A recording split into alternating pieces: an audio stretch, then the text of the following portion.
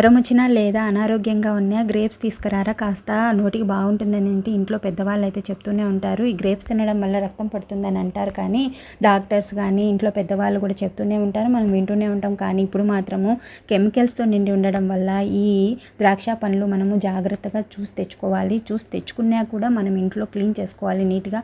అది ఎలాగో ఈ వీడియోలో మొత్తం చూపిస్తాను. వీడియోలో ఎండ్ వరకు చూడండి. మీకు నచ్చినట్లయితే ఈ వీడియోను షేర్ చేయండి తప్పకుండా మీ ఫ్యామిలీ ఫ్రెండ్స్ అందరికీ. ఇది అయితే ఎక్కువగా మనము కడగకుండా తినడం వల్ల ఈ గ్రేప్స్ని గొంతు నొప్పి, గొంతులో గరగర రావడం, జ్వరం రావడం వంటి సమస్యలు అయితే వస్తున్నాయని డాక్టర్స్ చెప్తున్నారు. అప్పుడు మనము ముందుగా చేయవలసింది, ఇంటికి తెచ్చిన వెంటనే కొంతమంది అయితే బండి దగ్గరే తింటూనే ఉంటారు, కానీ ఇక మీదట ఇలా చేయకండి. వీటిని మాత్రము వెంటనే తెచ్చుకున్న వెంటనే ద్రాక్ష పండ్లను ఉప్పు నీళ్ళలో ఒక అరగంట పాటు నానబెట్టడం, వెనిగర్లో కానీ లేదా ఫ్రూట్ వాష్ లిక్విడ్స్లో కానీ నానబెట్టి తర్వాత క్లీన్ చేసుకొని తినండి. ఈ వీడియో నచ్చినట్లయితే లైక్ చేయండి.